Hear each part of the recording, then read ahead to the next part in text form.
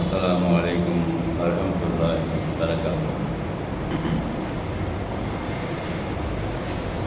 الحمد لله رب العالمين والعاقبة للمتقين والصلاة والسلام على رسول الله صلى الله عليه وسلم وآله وصحبه أجمعين. أما بعد. கண்ணியமிக்க எல்லாம் அல்ல அல்லாஹ் சுப்ஹானஹு வ தஆலாவின் நல்லடியார்களே, சகோதரர்களே, அல்லாஹ்வுடைய கிருபையால் நம்முடைய அப்சார் மஸ்ஜிதில் ஒவ்வொரு வாரம் ஞாயிற்றுக்கிழமை மகரிப் தொழுகைக்கு பிறகு உலக மக்கள் அனைவருக்கும் நேர்வழி காட்டியாக அல்லாஹ் இறக்கி அருளி இருக்கிற இந்த அல்குர்ஆனுடைய ஒரு வசனத்தை எடுத்துக்கொண்டு அந்த வசனத்தில் அல்லாஹ் என்ன சொல்லி இருக்கிறான் என்பதை படித்து பார்த்து விளங்கி அதை நம்முடைய வாழ்நாளில் கொண்டு வருவதற்காக நாம் எல்லாம் முயற்சி செய்து வருகிறோம். இந்த அல்குர்ஆனுடைய படிப்பினை பொறுத்த வரைக்கும் இது உலக மக்கள் அனைவருக்கும் தேவையானது.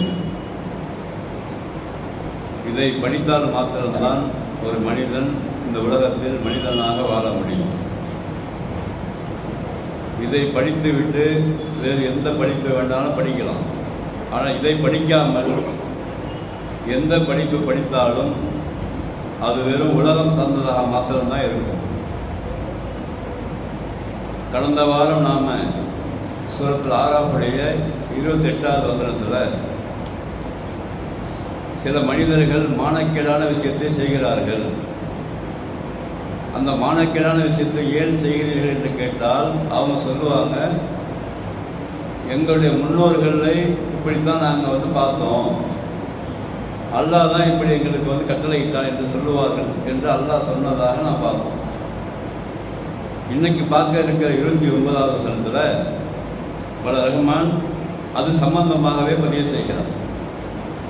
எப்படி இருக்கு வசனம்? அவுது பில்லாஹி மினஷ் ஷைத்தானிர் ரஜீம் குல், நபியே போய் நீங்கள் போய் சொல்லுங்கள். யார்கிட்ட போய் சொல்லணுமா?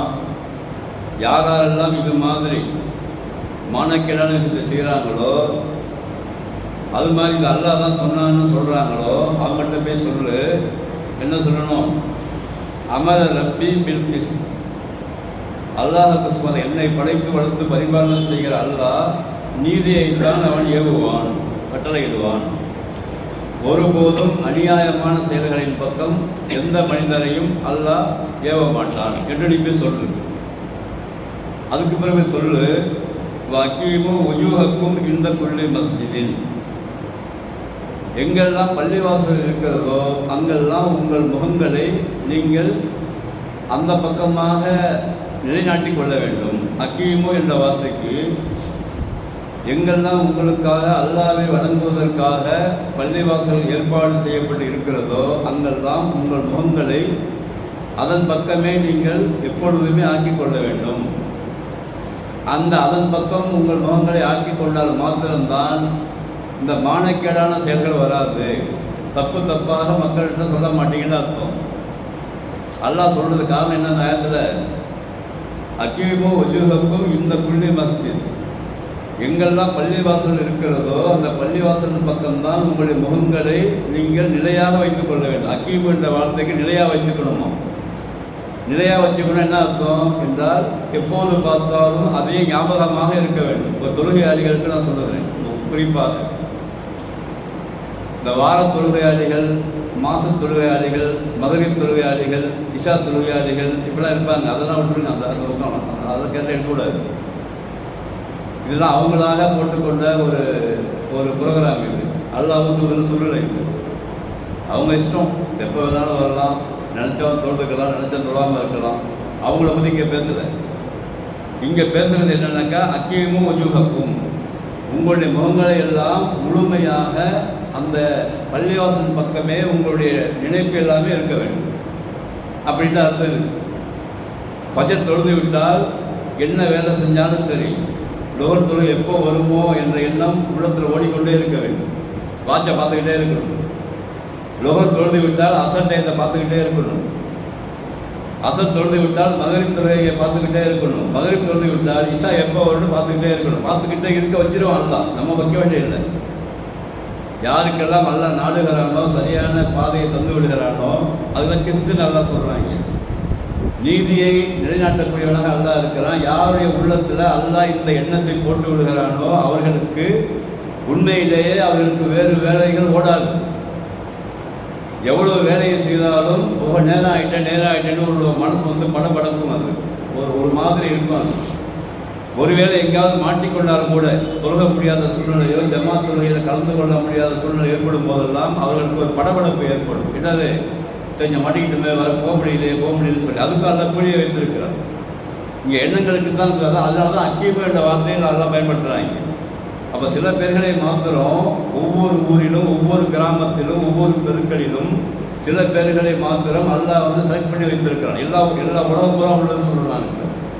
இப்போ கலைஞர்கள் எடுத்துக்கிட்டீங்கன்னாக்கா, இப்போ பேட்டைன்னு சொன்னாக்கா அக்ஸா பள்ளிக்குன்னு சில பேர் எல்லாம் வைத்திருப்பாங்க. அப்படி எங்கெல்லாம் பள்ளிவாசல் இருக்கிறதோ அங்கெல்லாம் சில பேர்களை மாத்திரம் எல்லாம் பொறுக்கி வைத்திருப்பார். அவர்களுடைய மனது இப்படித்தான் இருக்கும். எப்படி இருக்கும்? எப்போ பார்த்தாலும் தொழுகையின் பக்கம் ஞாபகம் இருக்கும். பள்ளிவாசலுடைய பாங்கு சத்தம் கேட்டுன்னு சொன்னாக்கா அவங்களுக்கு எப்படியாவது அங்கே சென்று விட வேண்டும் என்று என்ன இருக்கும். அதுக்கப்புறம் தொழுகையில் ஒரு மாதிரி மனசு கரெக்டாக இருக்கும். அதெல்லாம் டோன்ட் கேர், அது கிளம்புறாதீங்க. அதை பற்றி அது தனியாக அதிர்ச்சி இருக்குது. உள்ள பள்ளிவாசலுக்குள்ளே வந்துடணும். ஞாபகங்கள் வேறு பக்கம் போகுது, அல்ல அங்கே போகுது, அதெல்லாம் பிரச்சனை கிடையாது. அல்லாஹ் சொன்ன ஒழுங்கு செய்யும் பொழுதே அந்த தொழுகையை கபலாக்கி விடுகிறான். அதனால் அந்த அக்கீமும் உஜுகக்கும் இந்த புள்ளி மசிதிக்கு என்ன அர்த்தம்? எப்போ பார்த்தாலும் உங்கள் முகங்களை தெளிவாக அதில் முழுமையாக நிலைநாட்டி கொள்ள வேண்டும். அப்படி நிலையாட்டக்கூடிய கூட்டம் மாத்திரம்தான், அந்த ஜென்ரேஷன் தான் நாளைக்கு கியாமத் வரைக்கும் வரும். நல்லா மனசில் வச்சிங்க. அதெல்லாம் கோடிக்கணக்கான பேர் வருவாங்க, அதெல்லாம் போயிட்டே இருப்பாங்க. எந்த ஜென்ரேஷன் அல்லா கொண்டு வருவான்னாக்கா, யார் அல்லாவுடைய இந்த கட்டளையை ஏற்று பள்ளிவாசல் பக்கம் தொடர்பு வைத்திருக்கிறார்களோ அந்த ஜென்ரேஷன் மாத்திரம் தான் வந்துகிட்டே இருக்கும் கியாமத் வரைக்கும். நம்மளுக்கு தெரியாது, அது மறைமுகம் வந்துகிட்டே இருக்கும். ஏன்? இறுதி நாள் வருவதற்கு முன்பாக அல்லாஹ் சுப்ஹானஹு முழுமையாக எல்லோருமே நம்பிக்கை கொள்கிற மாதிரி உள்ள மக்கள் தொகையை அல்லாஹ் படைக்க இருக்கிறார்.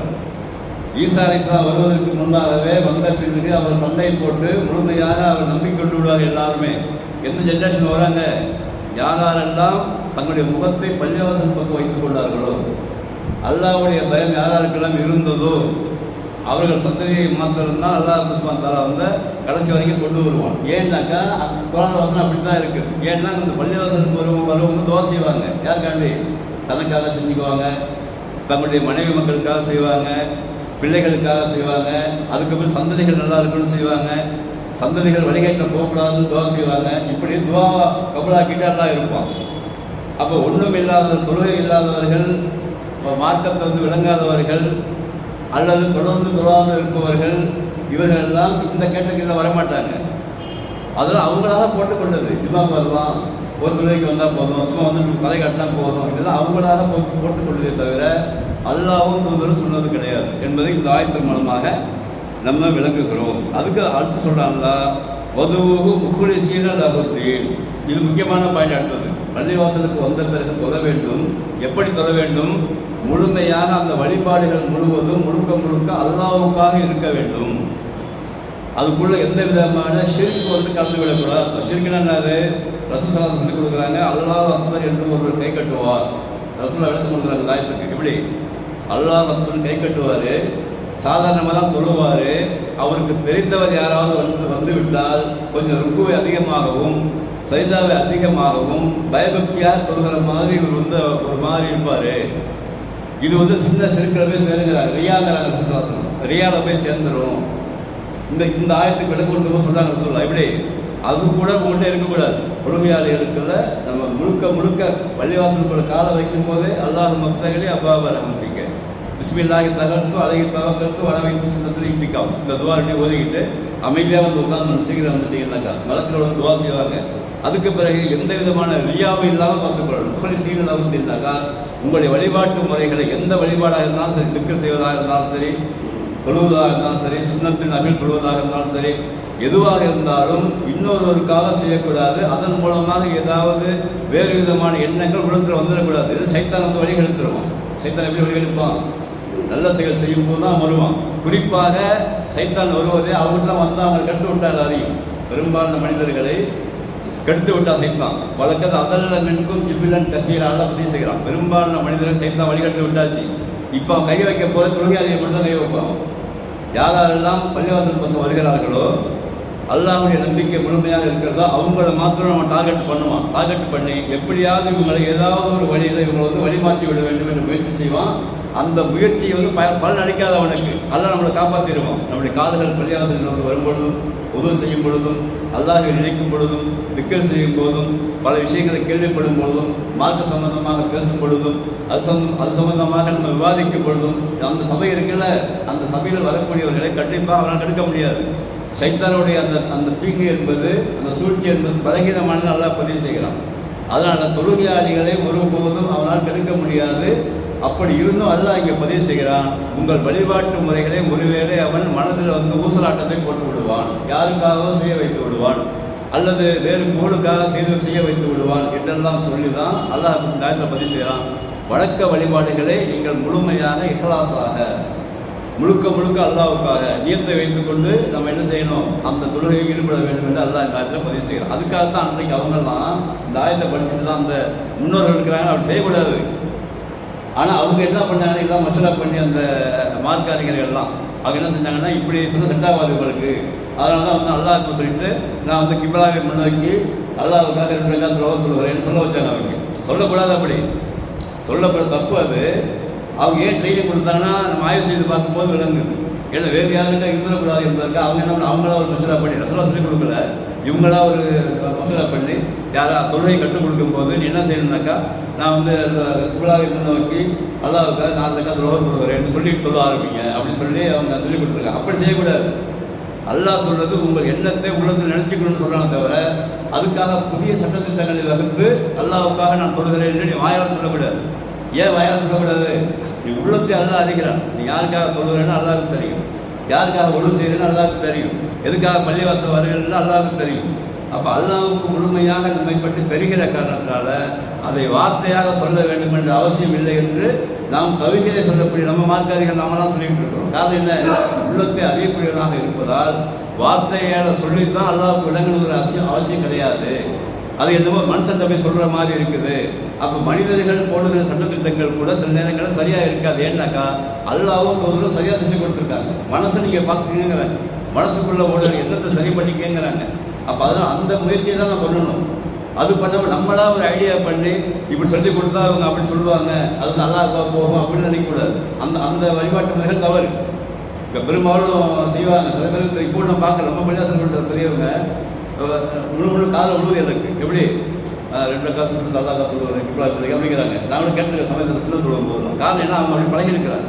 இதெல்லாம் வந்து மார்க்கத்தில் அனுமதி கிடையாது, ரசூலா சொல்லிக் கொடுக்கல. மாறாக உள்ளத்தில் வந்து நம்ம வீட்டிலேருந்து ஒழு செஞ்சு வரும் பொழுது நான் அல்லாஹ்வுக்காக அல்லாட்ட வந்து இப்படி எதிர்பார்த்து வருகிறேன் என்று சொல்லி வர வேண்டும். அதுக்காக தான் அல்லாஹ் இங்கே பதிவு செய்கிறான். இந்த வழிபாட்டு முறைகள் வதுவும் குறைச்சின வந்து என்று அல்லாஹ் காலத்தில் பதிவு செய்கிறான். அல்லாஹ் கமா பதாக்கும் தவுதுங்கிற பாக்கி இருக்கு இந்த வசந்த நேரத்தை கருதி நம்ம அடுத்த வாரம் அதை பற்றி விரிவாக சொல்லுவோம் சொல்கிறோம். அப்போ இன்னைக்கு கற்றுக்கொண்டு என்னது, அல்லாஹ் சொல்கிறான், எப்பயுமே நீதத்தை அல்லாஹ் வந்து ஏவுவான். அதுக்கு பிறகு எல்லா பள்ளிவாசல்களுக்கும் முறையாக நீங்கள் உங்கள் முகங்களை அங்கே நிலைநாட்டிக் கொள்ளுங்கள். அதுக்கு பிறகு நாம் செய்கிற எல்லா வழிபாட்டு முறைகளும் முழுக்க அல்லாஹ்வுக்காக இருக்க வேண்டும் என்று அல்லாஹ் சொல்கிறான். இந்த பண்புகள் இன்ஷா நம்மள்கிட்ட வர வேண்டும். அப்போ குர்ஆன் ஆயத்தை படித்து அதன் மூலமாக கிடைக்கிற படிப்பினையை பெற்று நம்முடைய உள்ளத்தை சரி செய்து கொண்டே இருக்க வேண்டும். இந்த முறை மௌத்து வரைக்கும் இருக்க வேண்டும். ஒரு நாளில் முடிகிற காரியமே இல்லை. ஒரு நம்பிக்கை கொண்டவருடைய அந்த வழிபாட்டு முறைகள்லாம் அந்த சலுகைகள் ஏற்படும், உயர்வு ஏற்படும். அதனால் நம்முடைய முயற்சி என்பது நம்முடைய மௌத்து வரை இருக்க வேண்டும். அந்த மௌத்து வரை அதே நிலைமையில் இருப்பதற்கு அல்லாஹ் துவா செஞ்சு கொண்டே இருக்க வேண்டும். அதுக்காகத்தான் ரசூலுல்லாஹ் துவா செஞ்சாங்க, அல்லாஹும்ம இன்னி அஸ்அலுக்கல் ஹுதா வத்துகா வல் அஃபாஃப வல் கினா என்று கேட்டிருக்கிறார்கள். அந்த துவாயெல்லாம் கேட்டு இன்ஷா அல்லாஹ் நம்முடைய வாழ்க்கையை சரி பண்ணி கொள்ள வேண்டும். இபாதத்துகளை முழுமையாக அல்லாஹ்வுக்காக செய்ய வேண்டும். முக்கியமாக தொழுகையாளிகள் இன்னும் மேலதிகமாக இன்னும் அந்த ஈமானை அதிகப்படுத்திக் கொண்டு அந்த நேரத்தை மனதில் வைத்துக் கொண்டு மௌத்து வரை தொழுகை விடாமல் இருக்கக்கூடிய ஒரு பாக்கியத்தை அல்லாஹ்வை கேட்டுக்கொள்ளணும். அதுதான் நாளைக்கு இன்ஷா அல்லாஹ் சொர்க்கத்துக்கு கொண்டு போவதற்கான வழியாக இருக்கிறது என்பதை புரிந்து சேர்க்கக்கூடிய பாக்கியத்தை வளருமான் எனக்கும் உங்களுக்கும் நம் சந்ததியிற்கு தந்து அருள் வேண்டும். வாக்குறுதி தாவனாக ரபில் ஆலமீன். அஸ்ஸலாமு அலைக்கும் வரஹ்மத்துல்லாஹி வபரகாத்துஹு. சுப்ஹானல்லாஹி வபிஹம்திஹி அஷ்ஹது அல்லா இலாஹா இல்லல்லாஹ்